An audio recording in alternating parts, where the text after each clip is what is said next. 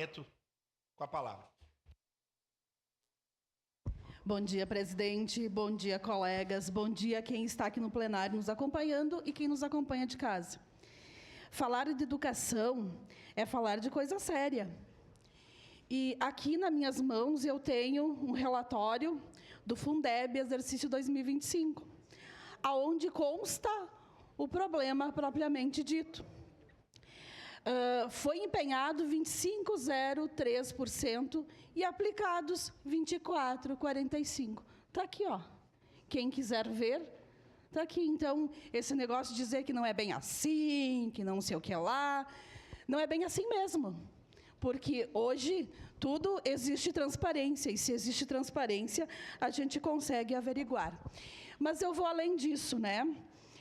Eu sei que os governos fazem suas escolhas. Eles podem escolher o que eles vão investir, o que vão fazer, mas a gente sabe também que precisa ser cumprida a Constituição.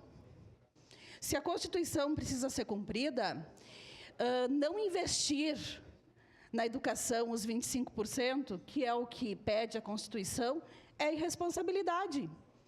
É uma irresponsabilidade do prefeito, é uma responsabilidade dos secretários, não sei de quem.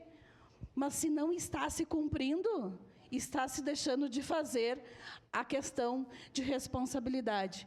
A minha pergunta é, lá atrás a gente avisou, a gente não avisou, vereadores, que a gente precisava conversar sobre a questão da educação. Os 9º anos tirados.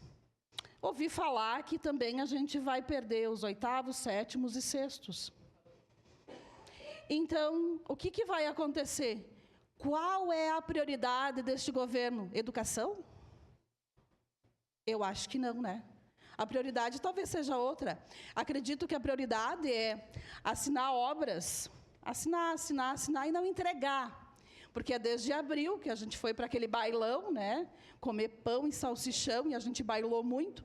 E até agora a gente não recebeu aquelas obras que foram contempladas naquele dia da assinatura. Eu não sou contra a gente fazer uma assinatura para dizer que, olha, vamos fazer. Sou favorável, mas a gente tem que fazer a entrega. Então, a gente fala e não faz. O povo quer ação, o povo quer prioridade e quer educação. Então, eu votarei sim por esse pedido. Sinto muito não poder ter assinado, vereador Libardi. Era muita vontade do vereador Libardi, mas certamente assinaria junto e hoje voto a favor e votaria mais 10 vezes se fosse necessário. Muito obrigada e todos juntos pela educação. Obrigado, vereadora Sandra Boneto. Com a palavra, a vereadora